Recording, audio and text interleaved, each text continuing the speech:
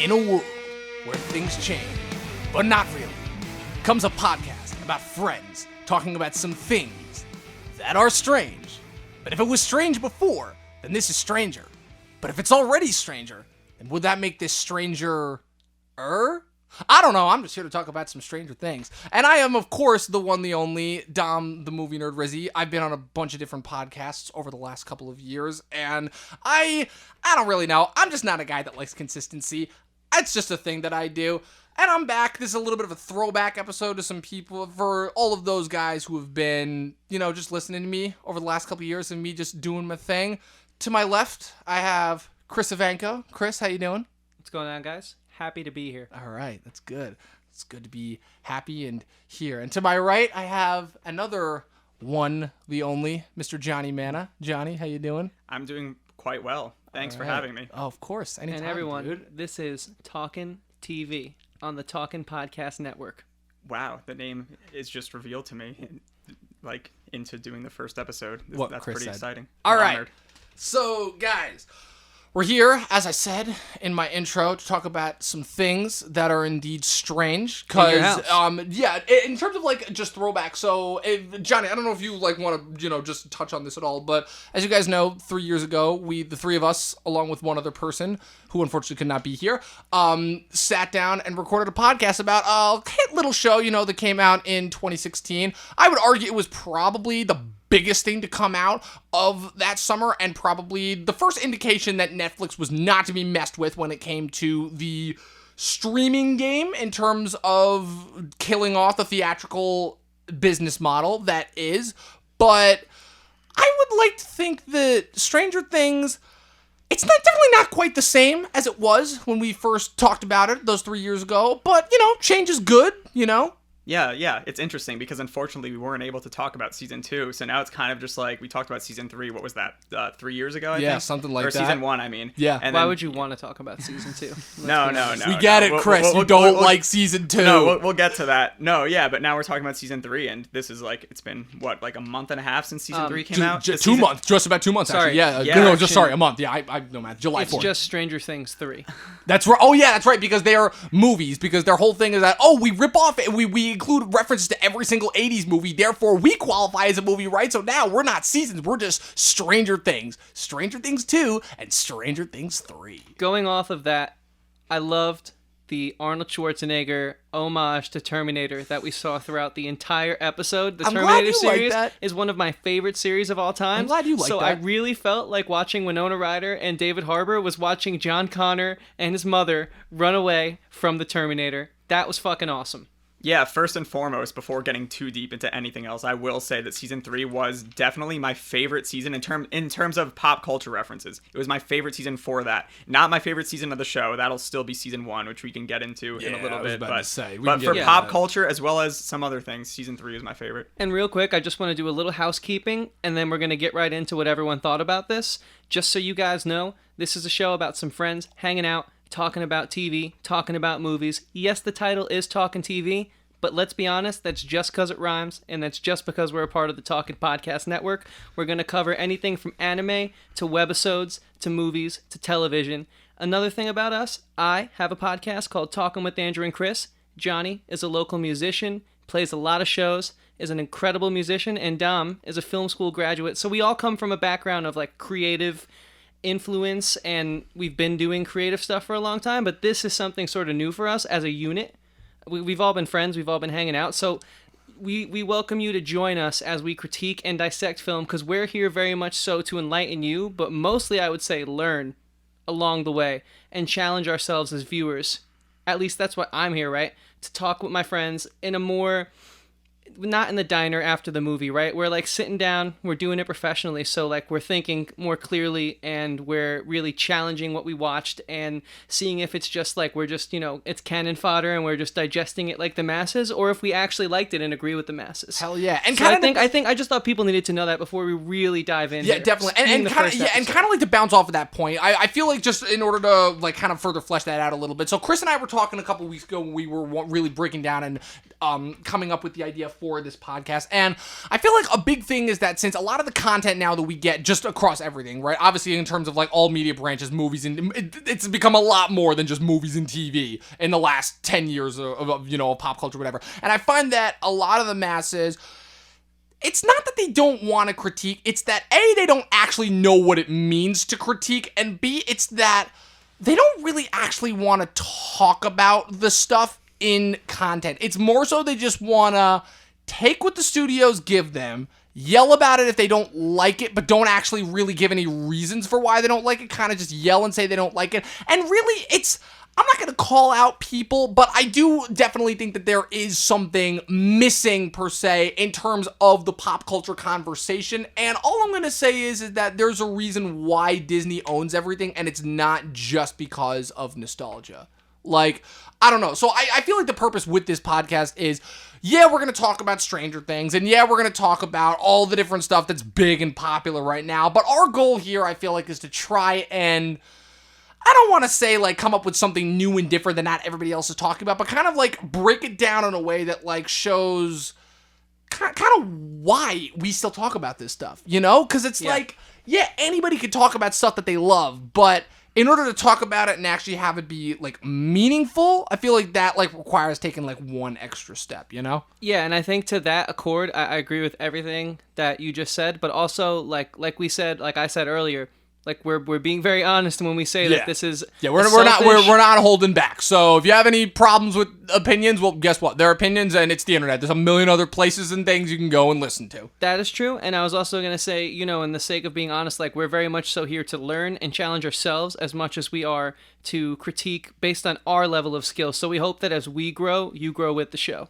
With that being said, let's jump in to some talk about Stranger Things. Johnny, you're the guest. I'd love for you to lead off and just sort of give us, like, your loose synopsis of the season, what you thought, what you didn't like, and we'll just roll with it. We'll roll with it from there. Okay, yeah. I was going to say, because you originally brought up the pop culture reference of the Terminator, so I was almost going to just suggest we almost start with that point, but let's do it. I guess before getting right into that, because you just asked my broad opinion, I would just say that I think Stranger Things 3 definitely delivered what you would expect in terms of just entertainment. Like, especially for the first half of the season, I immediately wanted to go on to the next episode. The acting, especially of the kids, was, as with the other two seasons, like, at its prime. Like, I think just in terms of just entertainment, it was basically what I expected. But yeah, in terms of the pop culture references, which we touched on before, I was curious as to if you guys, to like any other pop culture homages that you guys might have noticed, because there was Day of the Dead clearly obviously from the beginning.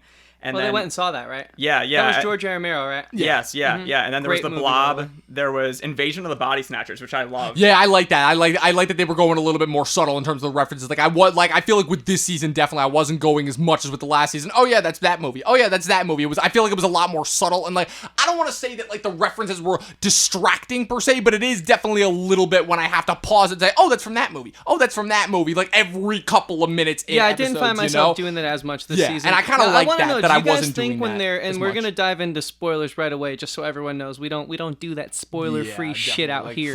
I'm we sorry. Just get if you right don't into want to get spoiled, just, it's available on Netflix. Go watch it if you haven't watched it already. Like, what? Now, with that being said, do you think when they were pulling the blob out of Elle's leg in the mall in the second to last episode, was that an alien? Would you say that was an alien's homage to ripping a cosmic being out of your body? I'm not too sure. Or would you say no because it has to explode out of the stomach? Yeah, I was about to say, I thought that was a little bit more of like I was thinking there's something uniquely iconic with the image of the alien coming out of the chest. But yeah. One thing that I just really loved right off the bat in the beginning of the season, going back to the Day of the Dead reference, is because I don't know if either of you guys had seen that movie previously, but we went and saw it. Oh, no, that was Night of the Living Dead. Oh, not Day of the Dead. Okay. Day of the Dead's third the one. third one. Okay, I've only seen this first one. Yeah. So it's the woman in the room with the calendar. I think it's a calendar, and all of the arms come out of the wall, and that I knew that was coming just because I had seen the movie, and it was basically right as she walks up to the wall, and the arms are about to come out, and that was like the big scare when that movie hit theaters, and it was right when you knew that was about to happen when the power went out in the mall and in the entire town of Hawkins. So it was kind of just like everyone who had seen Day of the Dead was like, okay, I know what's coming. This is the Day of the Dead jump scare, and then that didn't happen, and then the power went out. So I just thought that was really nice timing for people who were fans of that. See, that's good homage. I think that there's a huge line of what is homage and what is blatantly stealing someone's idea. Not that I even knew that reference, but to me, that's a creative way to pay tribute to something that obviously inspired the Duffer Brothers without ripping it off. That's really cool. I appreciate that, and I look for that in filmmaking. Yeah. I'm not gonna look. So yeah, just get into my general thoughts. So my thoughts on season 3. I enjoyed it. I enjoyed it a lot in terms of kind of, I don't want to say solving a lot of the problems that I had with season 2, because looking back, I really didn't have as many problems with season 2 as I kind of let on initially. Yes, Chris, we know you didn't like season 2. We'll get to that. We'll get to that. But my thing with it is that again, it's my whole thing when it comes to movies and TV. I watch movies and TV for the story and the characters, and yeah, the story, it's repetitive. We know, everybody in the internet has said it already. The story is repetitive. We'll get into that in a little bit, but probably my biggest thing that I liked about it is the characters. This is still, they've proved 3 times now that this is a fantastic batch of characters and an even better batch of actors that play them. To all the kids that have popped that have come in and been made almost instant superstars overnight: Finn Wolfhard, Millie Bobby Brown, Noah Schnapp, Gaten Matarazzo, Caleb McLaughlin, Sadie Sink being added last season, Joe Keery, Charlie Heaton, Natalia Dyer, all those guys, and even the veterans with David Harbour and Winona Ryder. They are all still proven to be fantastic actors. They know these characters very well, and I still find these characters to be very relatable. I know a lot of people had a little bit of trouble. I remember this was a big criticism that I heard from a lot of people, is that they had a lot of problem with the first couple episodes being boring, and that the kids didn't exactly seem the same as they did. But I'm like, guys, that's the whole point. The whole point is that there's a year in between each season. And also, they're not kids anymore. They're teenagers. Guess what? People don't act the same way after a while. They're going to act differently as they get older and become teenagers more. That's one of the other big things that I liked about, before I get too deep into things I didn't like about the season, because there are a few of those things as well. But another thing that I really liked is it really did kind of do the whole thing where it went in a direction with the characters, specifically towards the end when they're all splitting up and moving in their certain directions. It kind of did what you didn't want as the audience. Like, you didn't like seeing that, and it kind of just was just a way of kind of just showing, like, that's also life, and that's kind of just how you relate to real life too, where things don't always go the way you think they're going to go when you're growing up. So, were you done with your your broad? That's my broad overall general thing on season 3 before we get into specifics. Because I'm not gonna lie, I'm not gonna say, like, the biggest thing with me was I kind of just watched it all at once. I was kind of like, okay, like, I wasn't like obsessing over every detail of this one. So if certain like things I'm a little bit blanking on, like that's why. Just letting you guys know in advance. So I guess I'll just give my general overview thoughts, and then I think I have a pretty cool way to transition off of this into like the nit and grit. So I want everyone out there to know my stance, because we've hinted at it a few times. Season 1 is one of my top 10 favorite seasons of television of all time. It ranks number 3. And it has a magic that I have not felt since when I remember the first time I watched Star Wars. I was 11 years old in my old house in the Bronx, and that shit consumed me and changed me. Season 1 has a magic like that. It was art. Yeah, it was incredible. It was absolutely incredible. Now, season 2, I wasn't gonna watch season 3 until we decided to do this podcast. So I am so glad we decided to do this podcast, because I was laughing. I stood up out of my bed, off my couch whenever I was watching it in certain moments. I was so invested in this season. The first 3 episodes give me a universe where there's no fucking upside down. There's no goddamn stupid ass thing. Put those characters in a freaks and geeks situation and let it be like a Degrassi drama, because I could not get enough of that. And that's not really my style. And I loved it so much. The ambiance, the mise-en-scène, the lighting, the set design, the makeup, everything in season 3 was perfect to me. There are a few things that I kind of don't like, but I think season 3 took the formula from season 1 and said, okay, we tried some things in season 2. We have the powerhouse behind us that is Netflix, so we have this anonymity where we can get away with season 2 being terrible. We know it was bad, so we're going to give the people what they want, but yet something completely different at the same time, and I could not be any more of a fan. So what I want to ask you guys is, because we keep talking about, we're making the joke of I don't like season 2. So why why do you guys think that season 2 wasn't terrible? Because where were those, I mean, there was no payoff for those extra group of mutants that Elle went and found in this season. Like, maybe they could have came and saved the day in the mall, and that would have justified all the bullshit that we had to deal with. Well, yeah, no, you are right about that, but that actually has to do with a little bit of my problems with season 3 that we, because I can't be the only one who didn't watch. You didn't want to watch season 3, but was forced by the 100% right by and the justified pressure in of that. pop culture. You're 100% justified in that, but okay. I guess a big opinion that I have in terms of the whole show, some of it is just kind of my personal preference, but I'm curious as to what you guys might think of it as well. For me, at least, season 1 possessed a certain emotional depth, specifically with the finale, but also kind of with the rest of the season, that although seasons 2 and 3 kind of flirted with a little bit, they never quite hit the same way as they did in season 1. Season 2 kind of hit it a little bit. It was kind of a darker season, especially with Will and obviously all the possession stuff. But I guess a good counter argument to that is season 1 and 2, if I'm not mistaken, take place around the same time of the year, like Halloween going into winter. Yeah. Season 3 is a summer season. So like one thing that I didn't like as much about season 3, or at least it kind of took me out of it at certain points, was like, obviously season 1 and 2 had comic relief. You still related to the kids, you still found them funny at times, but some of the comic relief, especially in the environmental settings that they put into season 3, just kind of took me out of the show at some point. Specifically, I guess for an example, the carnival scene with Hopper and the Terminator, and like something and about also just the Brett Gelman character this time around. I'm sorry, I could barely tolerate him in season 2. This season, get him the fuck out of here. Something about the conflict and the chase in the carnival setting gave it a little bit too much of a Home Alone vibe to me, where I wasn't as concerned about what was going on, and it was more so I like what you said, Chris, about how it had you laughing, because I found a lot of it funny as well, but it didn't give me that same edge of my seat emotional attachment that season 1 had. Really? Wow. I felt like this season gave us the most growth as far as character development. So we've now seen the formula with Stranger Things, right? Like each season they'll introduce a character that is going to die. Season 1 we had Barb, season 2 we had Bob, this season we had Smirnoff, Alexei. And I gotta say, Bob, they figured out that formula in season 2. He's one of the saving graces of season 2 for me personally. But Alexei, I went from hating him.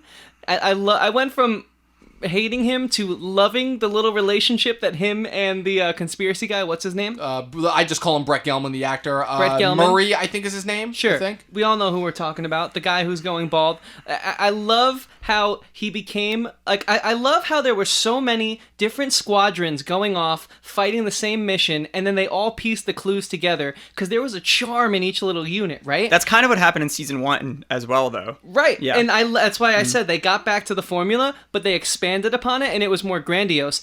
I thought it was so interesting, the fight in the funhouse. We've seen that before. Look at movies like Us in the beginning, but I think the execution this time, being this sort of like throwback spy thriller, silencers on the weapons, he shoots the mirror, but then Hopper had the one up on him. It's a hall of mirrors. Like, Hopper easily could have died in that hall of mirrors. That was interesting to me, because like, how are you discreet in a carnival without like setting off, because they couldn't have, no one blew the cover there.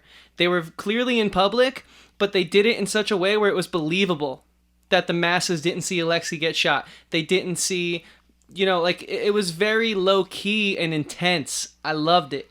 See, that was another thing with me, is like, obviously the show's about there's another dimension and there's someone with psychic power, so I'll forgive them for some breaks in realism. Obviously the silencer is never that quiet, but all movies do that. But I don't know, just certain things, like they just left Alexei's body after he died, just like in the carnival, and they left the bodies in the House of Mirrors, so it's just like, not that I was expecting the entire town to gather and go to fight the Mind Flayer, but I was kind of just thinking, like, wouldn't anyone see the bodies, and like how would that have played out? So that is why I said I thought it was a near perfect season. Okay. But I think what the Duffer Brothers did that saves them on this season, which they didn't do in season 2, was they realized their budget. I think they realized the amount of time they had to shove in each episode. So at the end, if you guys remember, a lot happened in that last episode. It was jam-packed, but they did that little like documentary, like fake little 80s, like uncovering the truth thing about the town of Hawkins. So I think that was their way of saying, hey, we cleaned up some of these problems.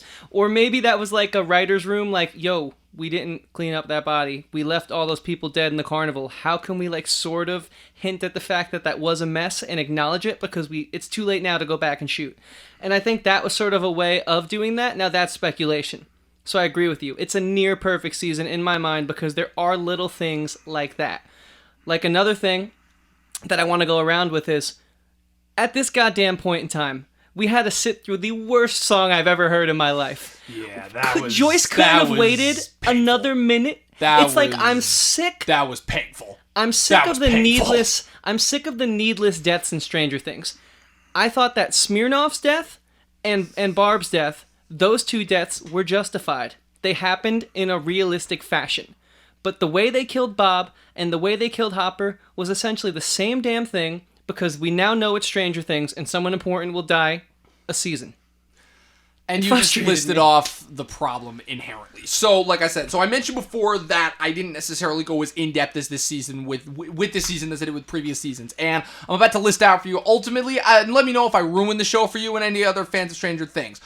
The reason why there are certain elements that feel repetitive is because it is repetitive. It's because we're literally seeing the same story told to us over and over again. It's just the only difference being that the characters we see visibly get older, because it helps that the main characters are kids. So we are witnessing them grow and change, and there is something inherently interesting about that. Seeing, like, kids come back and you see them grow older. Like, there's something inherently interesting about it, because I think as a sense it's like it kind of like is holding a mirror up to you in terms of like showing how you grow older. I think it's one of the reasons why Harry Potter, I think, worked. The movies worked, is because at the end of the day, I mean, granted, it never really did waver in quality, but at the end of the day, you still were coming back to it for those three kids and kind of seeing how they grew up, and you kind of felt like you were growing up with them, and it also kind of helped that it was a pretty big perennial growing up moment for a lot of us. You know, we're all like mid to late 90s kids, so we all kind of grew up with that franchise. So there is something inherently interesting about that. That's tackling the characters. The problem is that, again, it's the same problem going into season 1 with season 2. The Duffers never had any future seasons planned. They went in with one season plan,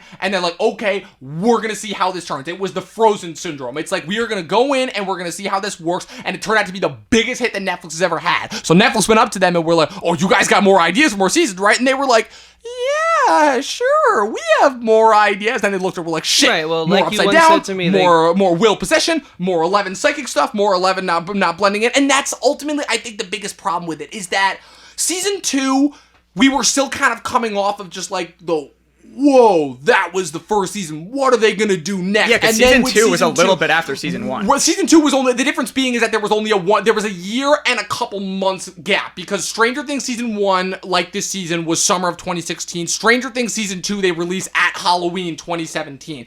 And so the biggest thing, going back to Chris, and also kind of comparing it to The Last Jedi, is what happened when they did try something new. They tried the 11 solo episode in episode 9. And what was the overall reaction to that?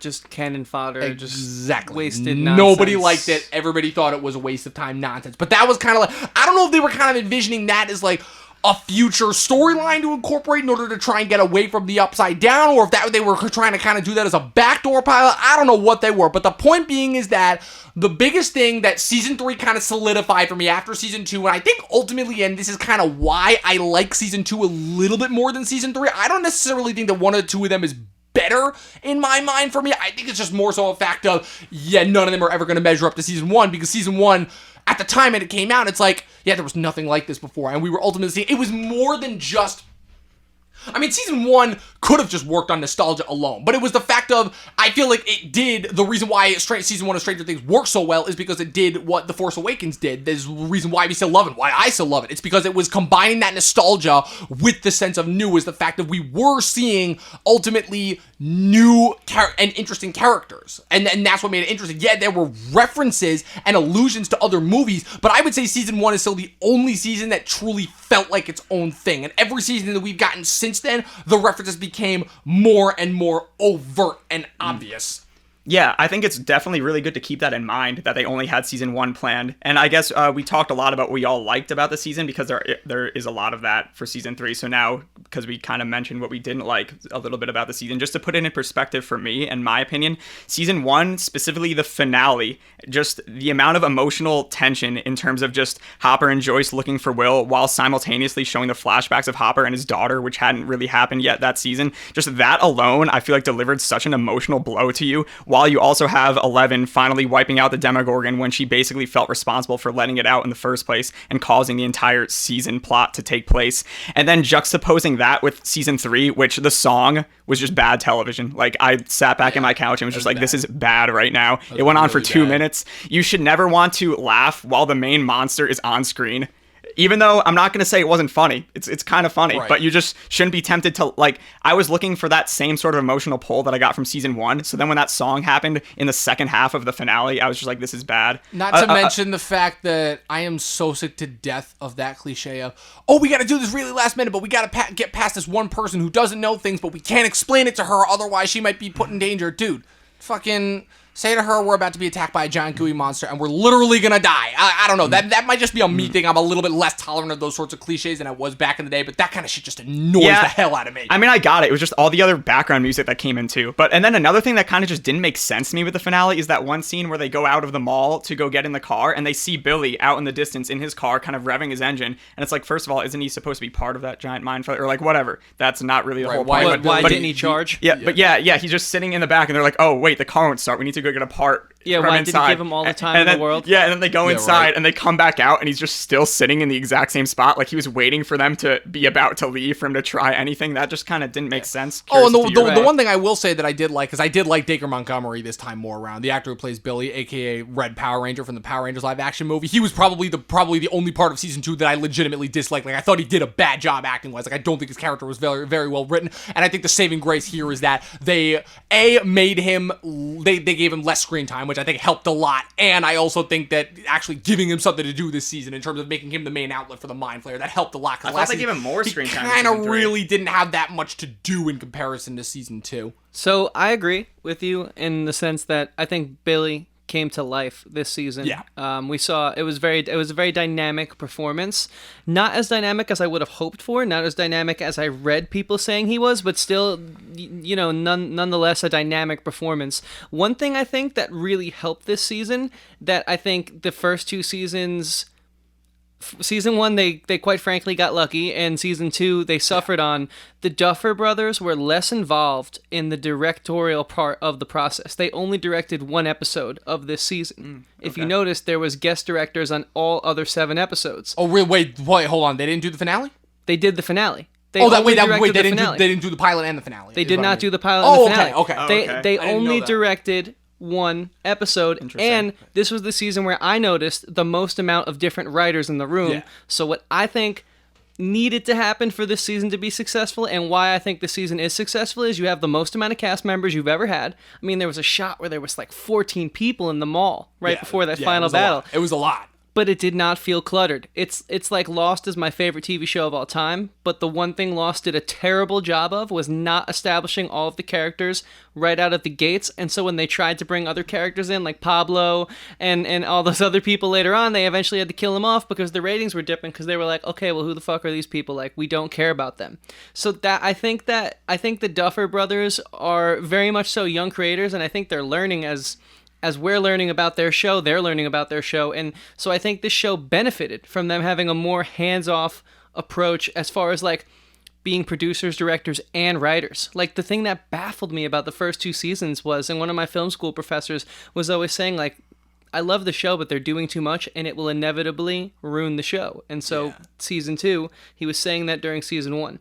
So I don't think you can blame the actors necessarily as much as I would want to. Oh, I don't blame the actors. Yeah, I've actually found that, like, in most scenarios, I rarely ever blame actors for ruining things anymore, because I find that most of the time, I feel like actors get a lot more. Well, I guess that was more so to Johnny about Billy in season 2. Like, I'm not saying you blamed him, but I think... Oh, yeah, I wouldn't blame him. He's just reading the lines. Yeah. The show seemed messy to me from when it got renewed for a second season after we found out that it only was ever intended to be a one-season it's show. not that, I don't know if it was intended to be one season. It was just a fact of we only have the one season like written out, drafted, ready to go. It's not like a situation of Game of Thrones, which is where you have all of those books to base it off of, or Sopranos, where David Chase like kind of like had ideas and outlines and he would like pitch the show. Obviously, like I said, it's not a network TV, so it's not going to be like the same thing. But I think the best example that we can go to in terms of like having an entire TV show planned out is Breaking Bad, because Vince Gilligan had an idea of like where he was going to start with Walter White and where he was going to end with Walter White, like before they even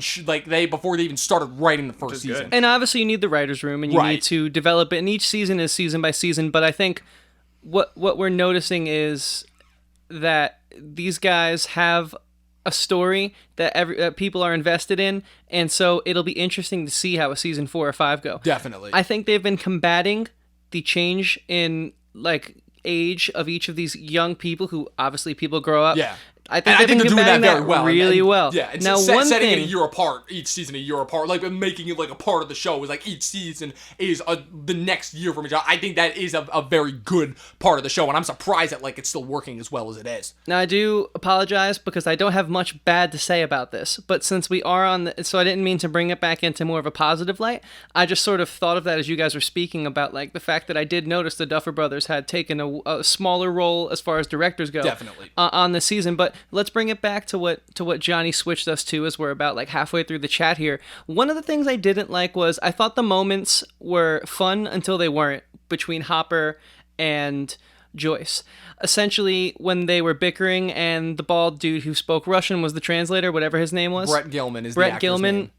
It was cool at first when they first got there, and he's like, take your Lobo Squirrel outside. But doesn't it feel like he's kind of just there to be like, oh, I'm just here to yell out exactly what the audience is already thinking, not giving any sort of chance for subtlety, not to mention the fact that Joyce and Hopper, that romance has already been built up for a few years now, and this is just a little bit of a personal bias that I have in it, and that I just don't like watching romance on screen most of the time now. I enjoy it. So I do enjoy it. Now, one thing I will say is we had the moment in the car where Joyce and Hopper are in the front seat and he yells at them, and then Alexei says, what did you just say to them? He's like, I told them to have sex already. And he's like, they haven't. I thought that was where that should have stopped. But then, in the most intense part of the show, they're down in the tunnel over radio. He belittles them again. Are you kidding me? It's the same scene. Yeah. We saw the same scene again. We saw the same scene so many times, but it was cool when they built up to that car moment, and then that should have been the last we heard of it, right? Yeah. I mean, what do you guys think of that? That was a little extra. I just think the moment didn't need to be there. They could have just had them get together, like, naturally, instead of... Yeah. I don't know why. Again,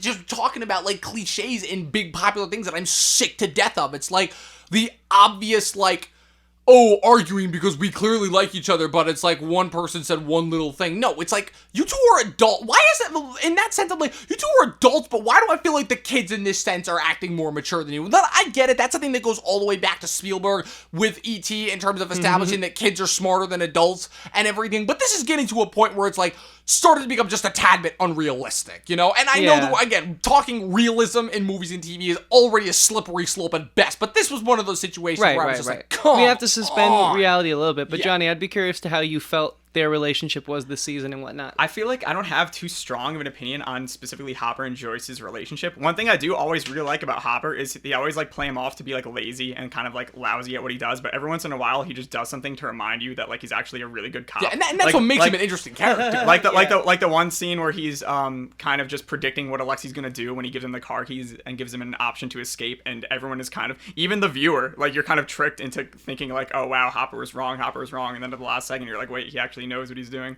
Well, out of all the standout performances this season, and let me just say there was a fuck ton. Yeah. I have to say, I think David Harbour rightfully stole the show. And you finally know his name now. Yes! Well, something worked! So do you guys think this is it for him? Do you guys think he'll come back? What do you guys think? I mean, I feel like it's too good to be true. I think that it's all going to depend. I think it's all going to depend on what he's going to do career-wise next. Because the whole big thing is that he's going to be in the Black Widow solo movie that's going to kick off Marvel Phase 4. He's Hellboy. He's Hellboy. Yeah, we all saw how that turned out. And what's it called? box office flop and critical flop.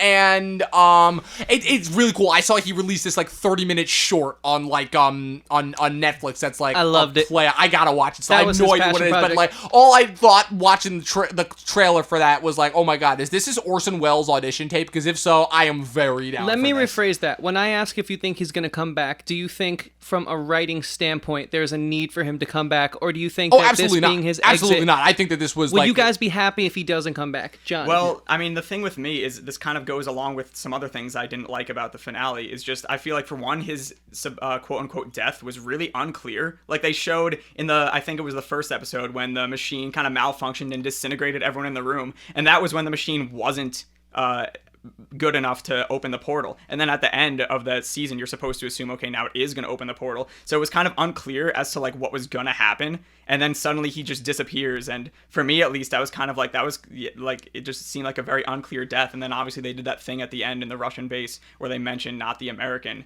And then it was kind of like, oh, okay, so maybe he's not dead. But even before that, I was like, what just happened? Like, what that screamed to me is that it was a situation of where Harbour probably wanted to move on to other things, right? He was getting ready to move on to other bigger things, and that like, okay, finally, Stranger Things made me a star. I can kind of go and do what I want, you know. He's like, he landed 2 big superhero franchises within the course of the year, right? Because superhero, you know, with Hellboy and Black Widow, Hellboy turned out to be a flop, you know. So I have a feeling that what happened is that I don't know how negotiations went in terms of like the specifics of negotiations, but I have a feeling that they wrote that post-credit scene as a backdoor of, okay, our original plan was to kill off Hopper, but on the off chance that since Dave Harbour's a big superstar and now, the reaction, and he does probably the reaction, and he does want to come back. Plus the reaction again, was a very heartbreaking death, and Hopper has kind of become a fan favorite. I want to hesitate to guess that he's in like the top 3 most like beloved characters from that show. So that's probably what it was. Is where they left it open ended so that they would have the option if it ever needed to come up. Because in case you haven't noticed, TV is no stranger to leaving deaths unanswered and then bringing characters back. It's happened all the time. Okay. It's kind of one of the reasons Now, why I don't ever believe that a character is truly dead unless they die on screen. And even when they die on screen, they still come back. Jon Snow being the most obvious one. Speaking of Hopper and all this stuff, I always love to ask this question when speaking of a show that is an ensemble cast. Obviously, you always have a lead. Do you guys think this show is more about the characters or the town Hawkins in the story? The characters, no question. The characters? Because the town is just a setting. It's ultimately, it's not a situation like The Wire, where The Wire, as great as the batch of characters that they have is, that show is not telling a story about any individual or set group of characters. It's telling a story about a setting, and the characters are ultimately meant to be embodiments of the setting. This is a situation about the characters. I'm sorry. To me, You agree, Johnny? Yeah. This is right, especially with the personal growth and especially with the children. It's a character-driven show, not So, like a... with that being said, the reason I asked that, and I'm glad you guys agree because it allows me to take this next step, because I also agree with this is a show about the characters. Will this show suffer? And this is a bit of speculation, but do you think this show will be as impactful as it has been without Hopper and without this dynamic that I personally have grown to love of him and Elle being like a father figure, filling the gap beautifully for his tainted past of losing his daughter very unfortunately? Do you think the show's going to suffer without him? No, and the one disagreement that I have is I feel like you're kind of mad at Hopper, especially in the beginning with how he's treating Eleven. You're kind of thinking with everything they went through, they were in another dimension. Like, just think about in your own personal life for a second. If as a kid you traveled into another dimension where your friend was lost and you fought off a demon that the entire world didn't know existed, and then afterwards you just wanted to be able to spend time with the guy that you met when one of you has powers. Like, you're not really meant to like Hopper in that situation. it is pretty sucky that he kind of has to fall into the cliche dad role at the beginning of the season before they get back to business, and that it was a little bit of a step down. It's like, wow, they went through all this, and like, but again, I loved it. Again, it comes down to a writing thing of where it's not necessarily that they're trying to aim for anything new. It's they're trying to aim for something reasonable. What's something that you've seen before? Oh boy, dad's not getting along because he doesn't understand teenage girl now. Like, again, seen it No, the one saving grace I will say is the scene between him and Mike when he brings Mike out to the car and he's basically like, I will effing kill you unless, like, that I legitimately believe it, because that I feel like is the one instance where I'm like, no, he actually could do it if he wanted to and get away with it, like, really easily. But bouncing off your point real quick, I do think the show will suffer if it keeps going on, but not in particular because of Hopper. I think, unfortunately, because I think that was my question. I think it's because the Duffers have, and again, I'm glad that you have a lot of faith in them, but I think ultimately it's that the Duffers have reached their peak in terms of all that they can do, and I feel like unless they do something totally different, no upside down, no aliens, like you said, do a Freaks and Geeks situation where you just see all of them in different things. The problem is that's not Stranger Things, and that's not what people expect from Stranger Things. That's not what people love about Stranger Things. So what'll most likely happen is season 4 will come back, they'll find some new thing to do, but again, it'll still be like the upside down, and I do think it is going to suffer. Before we go to Johnny, just to clarify, the Freaks and Geeks situation, that's just something I selfishly want. I realize that this is a science fiction show.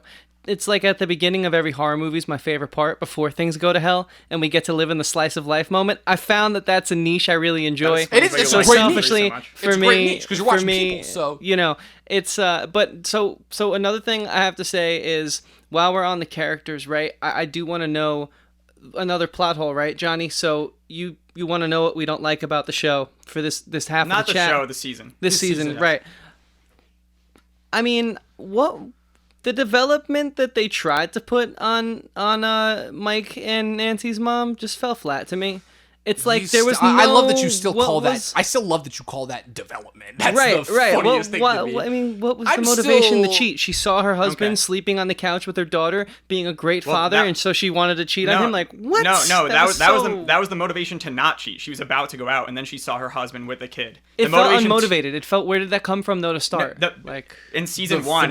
in season 2. In season 1, how Mike's dad was kind of never involved, especially even at the end, when they get to the ambulance and finally see Mike after everything that happened in season 1, the mom immediately runs up and comforts Mike, and the father just starts talking to police officers. He was not empathetic at all for Mike's situation. So I feel like it was kind of just, he wasn't emotionally involved with her, and I feel like that kind of led to that. But then it was seeing the emotional involvement with the kids that brought her back and made her not want to go out with Billy.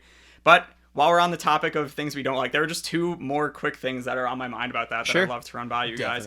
I didn't like them trying to make the audience upset about Billy's death at the end. Like, no, you don't get to prop up one character as a villain the entirety of the season and then suddenly we're supposed to be sad about him dying just because you showed flashbacks for 5 minutes of him as a kid. The one counter argument on why I could see that being a good thing, though, is the fact that was Max's loss. Above anyone else, above any other character, that was Max's loss. So that was kind of her initiating herself and solidifying herself into the group, because up until then she was still kind of new, and her kind of just now it's she's really part of them because she's lost someone because of the upside down. So let's unpack that first and then go to your second thing. Okay. I gotta say, I loved what they did with Max this season. I love the little friendship of Elle and Max. I love how we got to see the characters growing up and coming to life as young adults. With that being said, that is the only reason I felt bad about Billy's death, is not because of the turn from anti-hero to hero, is because of the emotional attachment and the acceptance the group had given Max. It gave me a reason to care for her, for his loss. That's what I was getting at. But his death and his emotional turn wasn't strong enough for me to be like, oh my God, that's so sad. He became good again at the end. Because it happened so last minute, and because it's a Winter Soldier thing, where in some aspect he's being possessed, so... At the end of the day, regardless of how heinous his actions are, again, it's the whole Winter Soldier thing and why and it's the same problem of why the third act of Captain America Civil War barely works, because at the end of the day, he's still being mind controlled, so he's still ultimately not in control of his actions, so therefore at the end of the day, you can't sort of feel any sort of moral reprehensity or like complexity for the character, because regardless of how heinous of a character, if you could even call him that in season 2, I more so just call him a waste of space because of how much he actually contributed to the plot of season 2, but it's just a fact of the matter of that he's ultimately not in control of his own actions. So like, then throwing in that scene, first of all, it's unnecessary because, so what? It gives him, a reason for, like, being a piece of shit? Okay, his mom was cool. And also, to bounce off of your point about, like, his relationship with Max, him and Max throughout I'm talking the entirety of the series, right, that we've seen in between seasons 2 and 3, him and Max together have had a maximum of 3 scenes? 2? Maybe? Together? And that's why the problem with that is that, forget that, again, it goes back to the age-old problem of showing, not telling. Because I have nothing to base my nothing to base off of with their relationship. Therefore, I have no reason to feel any sympathy for his death. No reason to give a shit about the flashbacks when 11 is doing it, which as a result kind of makes her performance and reason for caring kind of feel... Side note, beautifully shot. Yes, beautifully shot. But it kind of makes her like whole reason for like, you know, for having that big a gut punch emotional reaction to it. It kind of undercuts it because I feel like 11's already got such a strong emotional formation because of what we saw with her mother last season, which I actually do think was very, very well done. I agree. Right, but again, season 2 wasn't terrible. the fact that she's having this much of an emotional reaction to a character that ultimately really doesn't deserve it and hasn't been given the justification for it, it kind of undercuts that moment. Combine that with the fact that his and Max's relationship is barely existent, and that again, so again, that undercuts her emotional reaction to his death. And it's also the fact of 11 freed him, so he's gonna block her from this giant monster. That like, he's gonna hold off this giant monster all on its own. Again, sci-fi, but like that's just like too much for me for suspension of my disbelief. Okay, yeah. One last thing I wanted to just touch on. This isn't as big of a thing as that for me, but it's still something that I didn't like as much. Some of the horror elements, the few horror elements that I did really like about season 1, season 2 got it a little bit, and season 3 in the first half they kind of did with the invasion of the body snatchers and Day of the Dead thing with the possessions. That was really cool. But then towards the second half, it kind of felt like at some points they were just forcing in small scenes to try to be scary, like in the scene where 11 goes and sees Billy as a kid, and then when she goes to wake up at first and she takes off the blindfold and she's suddenly in the house by herself, and then Billy comes out essentially, and then it essentially just felt like Billy came out just to say you're all just gonna die, and then she came out for real. And it's just like, I feel like that 2-minute scene of Billy just walking up to her slowly saying all your friends are gonna die didn't really need to even be a thing. It just kind of felt like they were just forcing it to be scary, even though I got the message of it, obviously. And again, this is a problem I think all 3 seasons have had so far, is that Even season 1, the beginning always is so smooth and so easy to latch onto, and they have a great way of hooking you. Like, all 3 seasons have hooked me so far, but towards the end, it always feels rushed. Yes. I don't know. The one thing I disagree about is I feel like season 1 had a pretty linear plot the entire time. A linear and simple plot of just finding Joyce's son. Like, no matter what else happens, that's the one thing you're constantly it had a goal and an underlying theme that was ultimately motivating every other action and storyline versus and these season 2 1 seasons. more so than others, I think, has fought this problem the best. But I do think that if we want to compare it to all of the classic sci-fi shows that it so much so loves to pay tribute to, the thing is, the climax of Aliens, the climax of Terminator, that's what makes it legendary. That moment that we get to right before the resolve is so strong. And I think in season 3 we had our first taste of what this show really could be. But I do still think that it's weak in the sense that, like, maybe we don't need 8 episodes. Maybe these stories could be told in 6, cut some of the fat, and really just like that. If I'm just gonna be completely honest and objective here, maybe it's not as strong, and maybe that's just because quality as a whole has gone down nowadays compared to the classic sci-fi that we love. You know, we grow up with iPhones now, like. Yeah. People in like the 1920s, like H.P. Lovecraft, never thought that shit would happen, so his stuff was completely imaginative and still wrote about like future kinds of technology. And maybe it's a thing of the times, but like that's why I think the newest Blade Runner isn't as good as the original, and that's why I think that, like, don't get me wrong, these are amazing seasons. Season 2, but like season 1 and 3, they're great, but like still the relationships of the characters resonate way more with me in Stranger Things than the quote-unquote oh shit moments, the climaxes. Right. They're always a little, okay. Yeah. Hopper died. I Whatever. think, you know what I mean? Like... Yeah, and ultimately that's a big thing that comes down to storytelling too. Is I find that a lot of big moments, again, we'll talk about, you and I have talked a lot, Chris, have talked a lot about a thing that we kind of hate about modern day movies and just things. Is I mentioned this on a lot of previous things, is that at certain points now it feels like certain decisions in terms of movie making are only made in order to inspire memes, because it feels like, you're right, talking about a lot of those big climax oh shit moments. yeah, we keep coming back to things because of characters, but the unfortunate fact of the matter is a lot of things that we love because they have those oh shit moments, because those oh shit moments are the things that we remember, because those are what resonate us, because those are what shocked us the most. And I feel like that's, and the problem is I feel like just creators and society in general is taking the wrong lessons from that, in terms of now I feel like we strive more so to make everything shocking, and as a result that's made things less shocking. It's a big problem that I have with Benioff and Weiss and their whole take on Game of Thrones, but again, that's a topic for another day. Yeah, one thing, just going off of that, unfortunately, I feel like some of the, like you describe them as oh shit moments, something that season 1 did that seasons 2 and 3 unfortunately can't do is just in terms of the revelation aspect of making those hit that much harder. Like, for instance, in season 1 where Joyce first picks up the phone and she kind of thinks she hears Will's breathing, and then suddenly you're like, and then the phone explodes and you're just like, whoa, what the hell, before you know about the Upside Down or anything. And then when you first see the lights spell out run on the wall, and the demogorgon kind of pushes on the wall, but you don't know it's like something about the revelations of that happen each episode, and each episode you're like, wow, what can Eleven do next? And she makes the van like fly above you, and she like snaps the guy's neck, and you're like, every time they reveal something new, it hits you that much harder. Whereas in season 3, right off the bat, she was already making Billy like fly into walls and like throwing people around. So unfortunately, they just can't get that quite the same way as you could as a viewer when you're first watching season 1. Again, I still really like season 3. Right, and again, ultimately, that comes down to just a movie watching thing in general, is that for sheer fact of the matter is you can watch something you love 1.5 million times over and over again. The sad fact of the matter is that if you watch the same thing or something similar, you're never going to get that same kind of a feeling as you did that first time. You can get something that comes close, you definitely can, but in terms of like that pure rush of just seeing something that you have no idea of what's going to come from, like, dude, there's no replacing that feeling. And the sad fact of the matter is that that's something that's going away more and more and more, because as we see more and more stuff that's more so harkening back to things that we already know as we continue into this wave of nostalgia,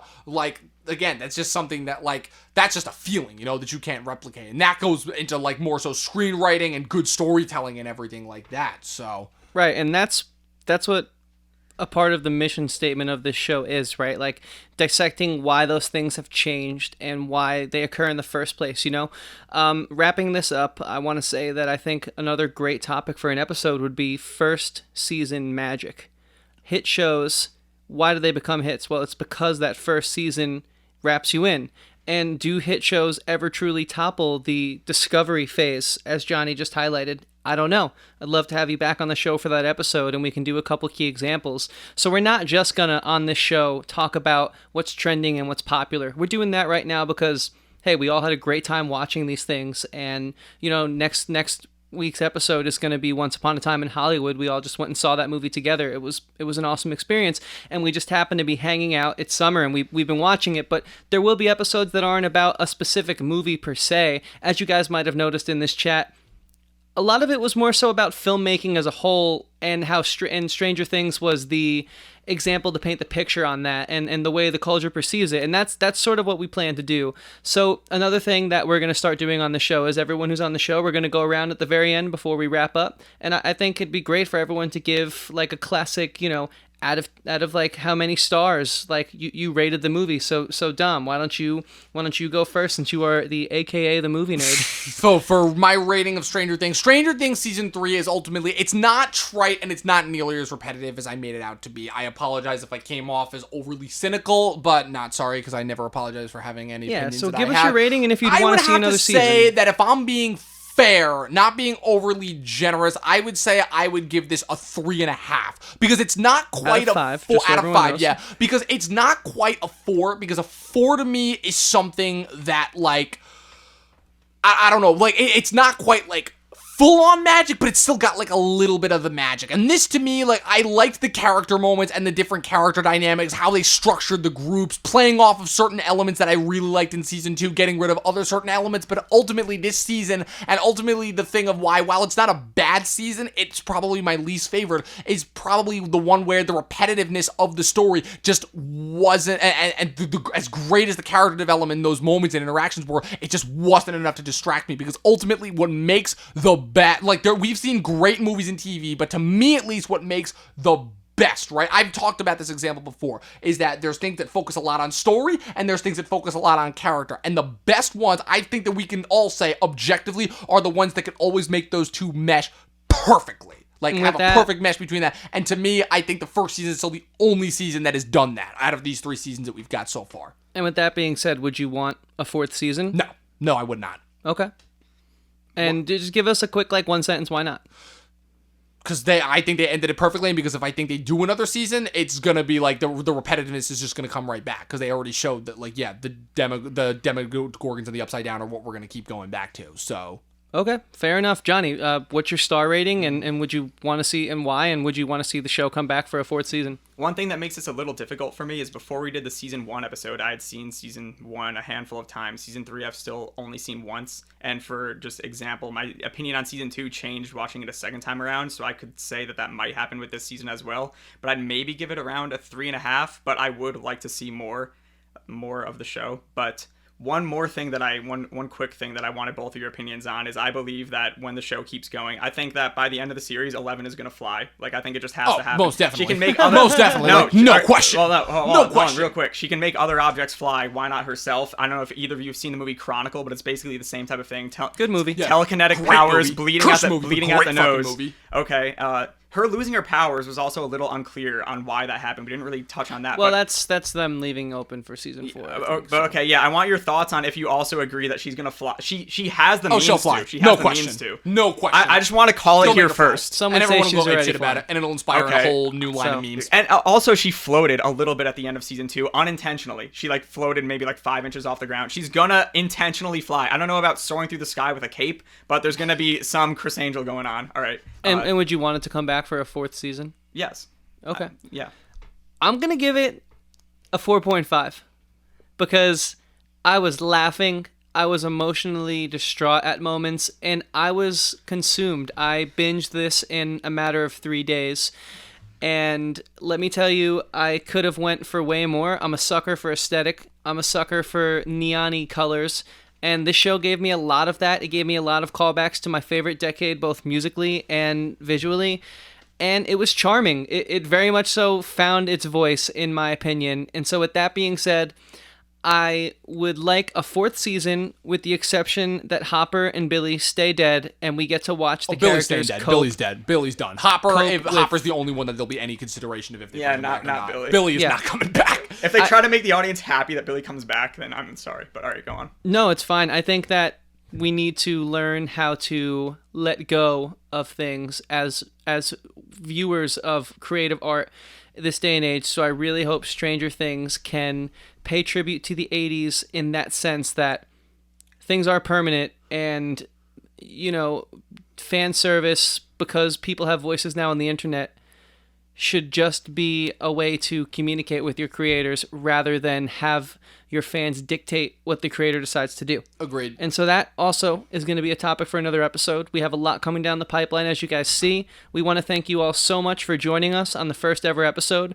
of Talkin TV, hosted by Dominic Rizzi, aka The Movie Nerd, with myself, Chris Ivanko, guested this week by Johnny Mana. Thank you guys so much. We're on all social medias at Talkin TV. We're anywhere you could find this thing. Again, check out our sister podcast, Talking with Andrew and Chris. We all have social media. We'll throw that link in the description.